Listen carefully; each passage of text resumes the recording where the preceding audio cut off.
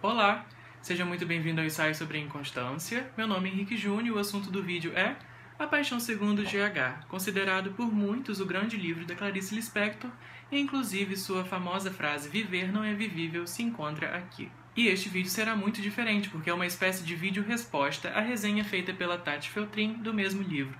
Porque quando este vídeo foi ao ar, eu fui lá, comecei a assistir, só que vi na descrição que havia spoilers. E como vocês sabem, eu não gosto nem de sinopse, dirá spoiler, eu deixei pra lá. A vida seguiu seu curso e a Isa, num belo dia, veio comentar comigo. Henrique, você viu aquele vídeo da Tati? Você viu como ela tá abalada no vídeo? Eu falei, no início já dá pra ver que ela tá bem desconcertada. Aí conversa vai, conversa vem, e a Isa simplesmente me diz que, meu Deus, a Tati vomitou com o livro. E eu, what? Como assim alguém vomita com o livro? E quis imediatamente o livro. Na mesma hora eu falei, parou a vida, eu vou assistir isso agora. E a Isa me proibiu, porque ela é da mesma corrente filosófica que a minha, que é nada de sinopse, nada de spoiler. Então eu não assisti o vídeo, a Isa me proibiu, falou que era um esporte muito forte. E realmente não assisti, enfim.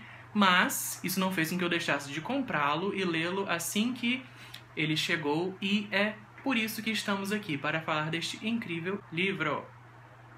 Claro que eu leria GH eventualmente, eu já ouvi falar de GH, todo mundo já ouviu falar de GH e eu já amo a Clarice Lispector, só que através desse vídeo da Tati que eu tive a oportunidade de lê-lo agora, então muito obrigado pelo vídeo, Tati, mesmo que eu tenha assistido só depois que eu terminei. Muito obrigado pelo incentivo, Tati, o momento foi muito propício para a minha leitura.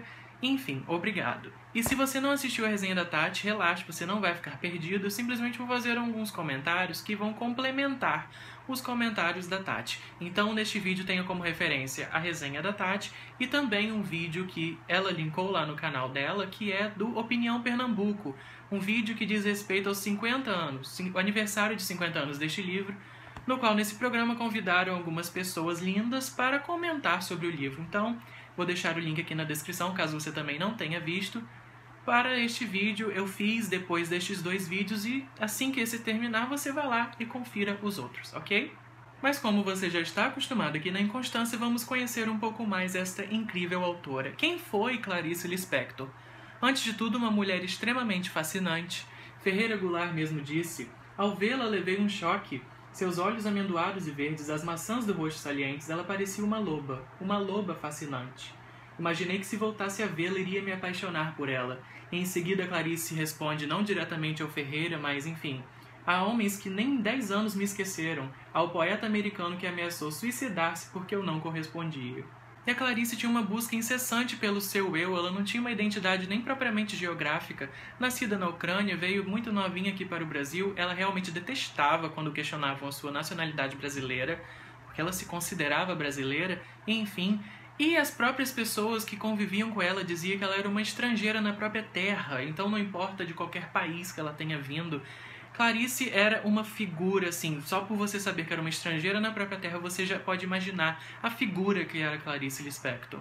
E ela mesma se considerava uma pessoa muito estranha, ela já fez ao longo de sua vida várias asserções acerca da vida, acerca da morte, e era reconhecida por muitos com frequência, assim, como uma pessoa nativa e estrangeira, judia e cristã, bruxa e santa, homem e lésbica, criança e adulta, animal e pessoa, e dentre várias outras coisas. Clarice era muitos em um só.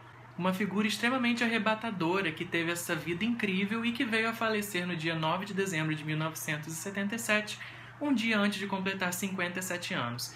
Morreu devido a um câncer, enfim, a gente já sabe, né?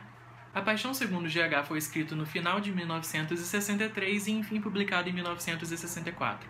Foi escrito com uma rapidez frenética, o verdadeiro fluxo de consciência, e isso foi escrito num momento assim emocionalmente instável da Clarice, ela realmente não estava bem. E este aqui é o clímax de uma longa busca pessoal sua, que é o encontro com Deus. E no início do livro ela comenta que ficaria muito contente se isto aqui fosse lido apenas por pessoas de alma já formada. E eu também comentei sobre isso na minha resenha do Outro Pé da Sereia, né? Se você ainda não assistiu, não conhece, assista, pelo amor de Deus, e leia isso aqui, porque é absolutamente incrível. Mas enfim, Henrique hoje, com 18 anos, tem alma formada? Não. Henrique daqui a 10 anos terá alma formada? Dificilmente. Eu acredito que não haverá nenhum momento na nossa vida que a gente vai Hoje eu tenho alma formada, entende? Mas o que você terá é experiência de vida. Experiência de vida, o seu background é extremamente importante, é necessário para o que você vai depreender desta história, entendeu? Mas todo dia, toda hora é hora de GH. E logo no início tem uma frase muito linda que é do Bernard Berenson. A complete life may be one ending in so full identification with the non-self that there is no self to die. Coisa mais linda. E de que se trata essa história? Bem, A Paixão Segundo GH tem uma premissa muito banal, mas o que está dentro dessa banalidade, meus amigos? Enfim, GH aqui é a nossa narradora. O que foi confirmado lá na entrevista do canal Pernambuco é que algumas pessoas consideram GH gênero humano, e isso confirmou o que eu já tinha escutado há muito tempo. Eu sempre tive em mente, sem saber de que se tratava, de que GH era gênero humano. Eu achava que era um ser, o ser humano, que não era nem homem nem mulher. Eu não sei explicar exatamente, mas eu sempre achava que a figura deste livro era a existência, entendeu? Não tinha sexo, mas era o gênero humano, propriamente dito. Mas voltando à parte literal desta história, GH diz que ajo como o que se chama de pessoa realizada. GH é uma mulher rica, uma artista plástica, que mora numa cobertura de um prédio no Rio de Janeiro. E em meio todo às suas reflexões, a esse fluxo de consciência, nós vamos descobrir que a sua empregada se demitiu na noite anterior. E o que ela decide fazer? Isso deu a ela a oportunidade de fazer algo que ela não faz há muito tempo, que é arrumar. Ela ama arrumar. Ela disse que se ela não fosse rica, ela provavelmente seria uma empregada, uma arrumadeira de uma família rica, porque ela acredita que arrumar é encontrar a melhor forma, ela acredita que é a sua verdadeira vocação. E ela passa a planejar a limpeza deste apartamento e decide que vai começar pelos fundos, que é justamente o quarto dessa empregada. Ela quer limpar tudo para que a nova chegue e o quarto esteja limpinho para ela. E o que é algo que é muito interessante sobre, assim, pra gente focar nos detalhes, o que ilustra bem isso, é que logo aqui no início ela diz que ela desligou o telefone para que não fosse interrompida. Claro que isso fica muito mais claro numa releitura, eu percebi isso numa releitura, por quê? O fato de o telefone estar desligado vai ter uma consequência lá na frente, então releitura, meus amigos, é outro GH. Neste quarto da empregada era onde ela entulhava todas as tralhas de sua vida, então ela pensava que o quarto estava abominavelmente desarrumado, então ela queria arrumar. Ela não entrava nele há 6 meses, o tempo em que a empregada estava empregada lá, mas enfim, ela entra lá e surpreende, porque está tudo arrumado. A empregada conseguiu arranjar um jeito de viver com aquilo fosse um quarto e também um depósito. Mas enfim, ela chega lá e ela se depara com uma imagem assim na parede. Não é exatamente uma imagem. Foram desenhados com a ponta quebrada de um carvão 3 espectros, digamos assim, de um homem, mulher e um cachorro. Estas imagens não estão dialogando entre si, mas elas de certa forma deixam a GH completamente perturbada e faz com que ela chegue à conclusão de que essa empregada a odiava. Então ela quer dar um jeito no quarto, quer tirar tudo desse quarto, os móveis, e jogar água, limpar tudo, formar uma lama, enfim, trazer a umidade a este quarto. Mas lá ela encontra também, como você pode ver aqui, uma cama e um armário. E é claro que ela vai averiguar, ela vai sentir como está esse colchão que não está nos melhores estados. Ela vai chegar ao guarda-roupa que é de sua altura e vai querer abri-lo. E essa é uma das partes mais importantes da história, porque não é spoiler, ok? Mas quando ela abre o guarda-roupa, ela se depara com o quê? Uma baratinha fofa e linda, muito carismática, como você pode ver aqui. E ela simplesmente tem pavor de baratas, ok? E o que ela decide fazer? Ela fecha a porta do guarda-roupa, do armário, para que a barata seja morta. E exatamente o que você está pensando. O que aconteceu? A barata foi partida em 2, uma parte da barata ficou para dentro e outra para fora. E aí GH. E aí o livro. E aí isto aqui.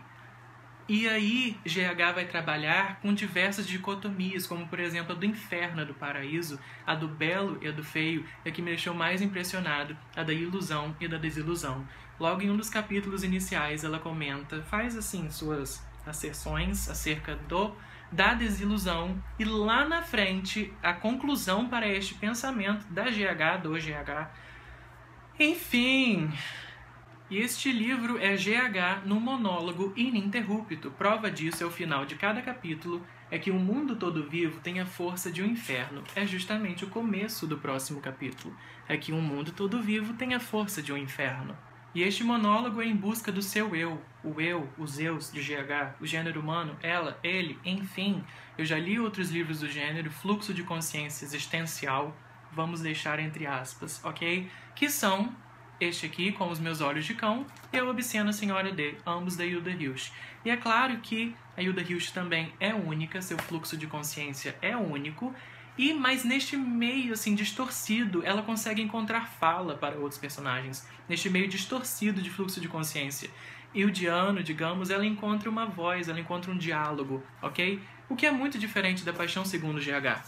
Os únicos momentos de interlocução aqui, além de acontecer bem lá na frente, um travessão que, enfim, exprime uma interlocução, e não é feito com outro personagem, é feito conosco, GH, ok? Então é extremamente diferente. Então nesse livro há apenas este personagem se você desconsiderar, digamos, apenas a humanidade, ok?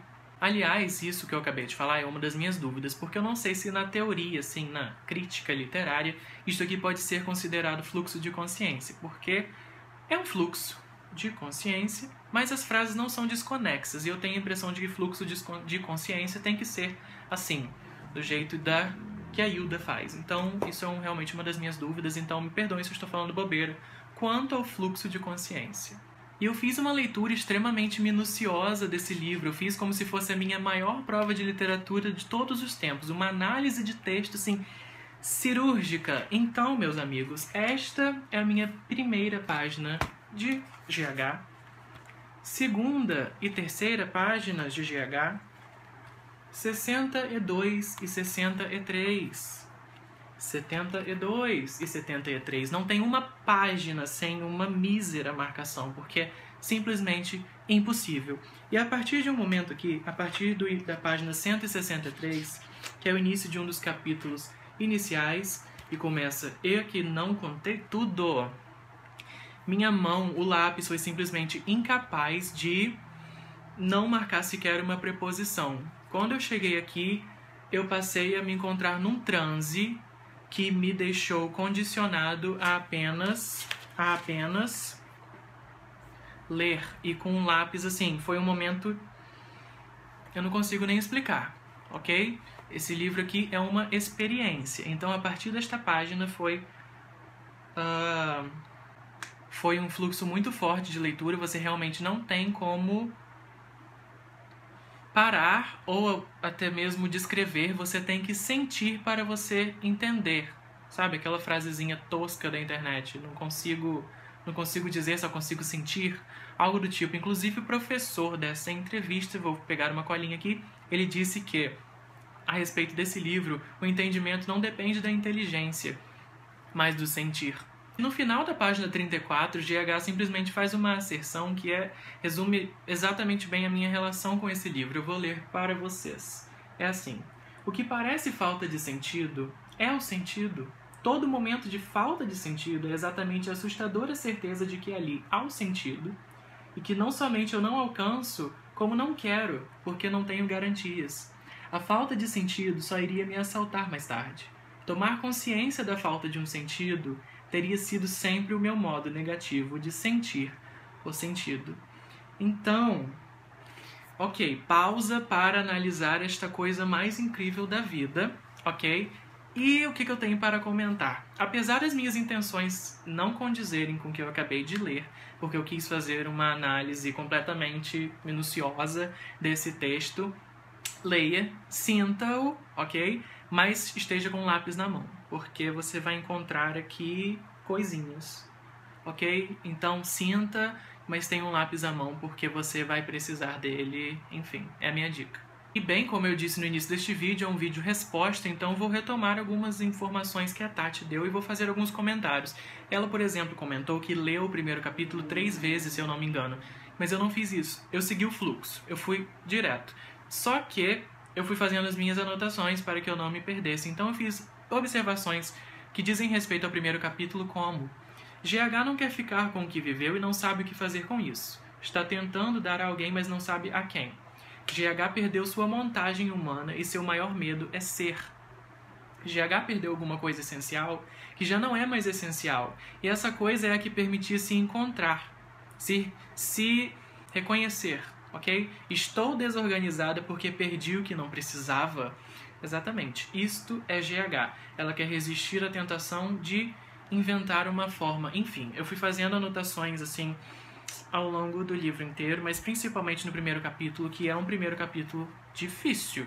Difícil, ok? Quando eu terminei o livro inteiro, eu fui descansar, porque, né, enfim, já falei como foi o final do livro. Mas depois eu logo retomei e li os capítulos iniciais, que foi quando eu percebi mais metáforas, mais resultados das dicotomias que eu falei no início deste vídeo. Vi o negócio do telefone, enfim, releitura disto aqui, como eu já disse também nesse vídeo, é outro GH. E será feita ao longo da minha vida, simplesmente, porque esse livro aqui é para reler para sempre.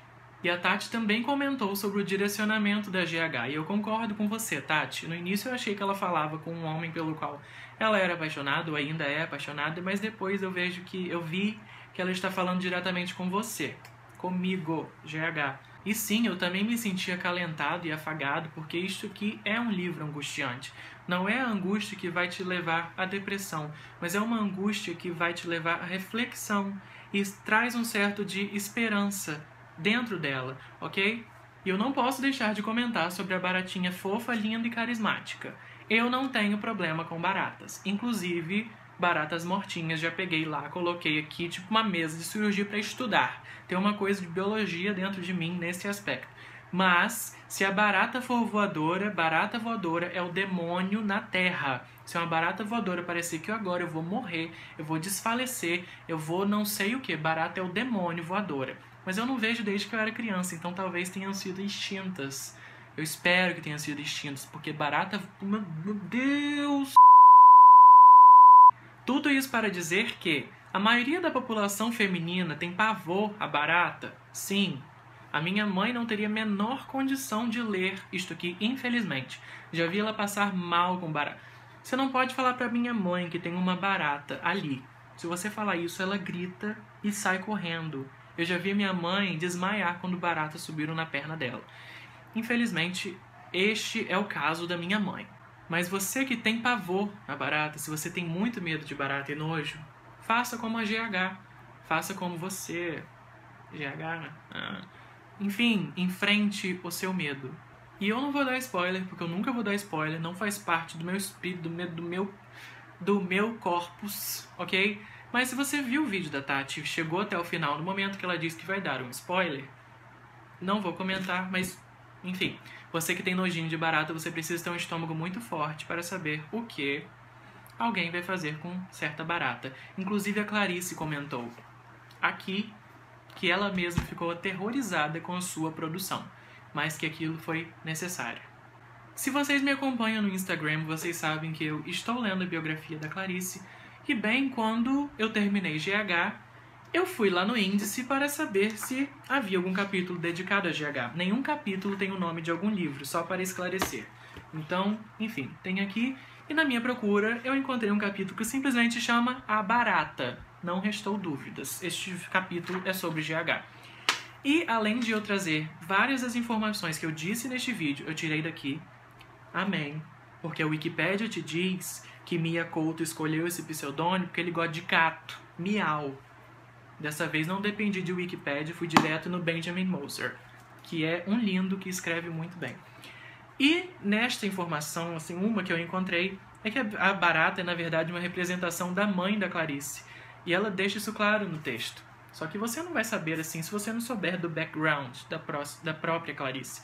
Então ela diz assim no texto: Mãe, bendita sois entre as baratas. A barata imunda aparece explicitamente como o único meio de nascer. Então, enfim, ela faz esses comentáriozinhos e a gente descobre que é isso aí. Baratinha, mamãe. Baratinha, humanidade. Baratinha, GH. Baratinha. Passei a olhar para baratinha assim com outro olhar. Eu vou fazer um corte aqui na minha resenha só para que você comente aqui embaixo, para eu saber que você está até aqui e vai chegar ao final, que você ficou muito impressionado que o Benjamin Moser, biógrafo desta biografia da Clarice, quis aprender português para que pudesse lê-la no original. Você não precisa escrever exatamente assim, mas comente que achou legal, incrível, que ele quis ler, aprender português para lê-la no original. Enfim, eu já comentei muito como é a experiência de ler isto aqui, que não é uma leitura, na verdade é uma experiência. Muita gente comenta isso sobre os livros da Clarice. O que aconteceu comigo dia 22 de maio? 22 de maio eu acordei e me dediquei completamente a isso aqui. Este livro foi lido no dia 22 de maio. Eu queria parar, porque é uma leitura angustiante, para intercalar com algumas coisas leves, mas eu simplesmente não consegui. É uma angústia da qual você precisa, você se encontra necessitado, você precisa terminar GH para ser GH. Enfim, então, dia 22 de maio, até anotei, isso nunca aconteceu comigo, totalmente dedicado. Levei umas 10 horas, 12 horas lendo isso aqui, relendo e relendo, porque Clarice Lispector, tá bom? Não é qualquer texto, não é qualquer fluxo, então demanda uma dedicação de tempo, de sinapses, de sentimentos, enfim. Dê a sua mão a Clarice, vamos lá, minha filha. E muitas pessoas têm respostas físicas, né? Depois que terminam isso aqui. A Tati, propriamente, como ela já disse, vomitou, o que é bem, oh my gosh, mas eu sei que ela tem um problema, assim, descomunal em relação a baratas. A Gláucia, do Instante Indiscreta, ficou muito angustiada e infelizmente não gostou do livro. Enfim. Eu tive insônia, além de toda essa angústia. Eu terminei o livro exatamente 00:30 e só fui dormir às 6. Então, não conseguia parar de pensar. Mas enfim, algumas pessoas já relataram que tiveram febre. Algumas pessoas também já ficaram com insônia. Enfim, gente, vocês precisam ler. Você precisa ter a sua experiência GH. De longe, de muito longe, o livro que eu fiz resenha que eu mais amei nessa vida, na face da Terra. Você precisa ler GH. Você não pode viver sem GH. Até porque GH é você. Então, minha gente, a minha epifania lispectoriana foi através disto aqui. Eu já havia ficado me apaixonado pela moça através do A Hora da Estrela. A escrita dela é simplesmente fascinante, incrível, sem palavras, mas a epifania, gente, a paixão segundo GH. Então, minha filha, a Clarice ficava incomodada, por exemplo, numa cena que teve, eu descobri isso aqui, quando a Maria Bethânia a encontrou numa vez e ajoelhou aos seus pés e disse: Deusa! Mas você quer o quê, Clarice, se você é uma deusa? E é isso, se você ainda está aqui, obrigado, meu amor por você, tá bom? Tenha uma ótima semana, um ótimo domingo, não deixe de ler isto aqui, pelo amor de Deus. GH todo dia, GH pra todo mundo, GH sempre, GH é você, ok? Deem joinha, não se esqueçam de compartilhar, se inscreva caso seja o seu primeiro vídeo, eu vejo vocês numa próxima.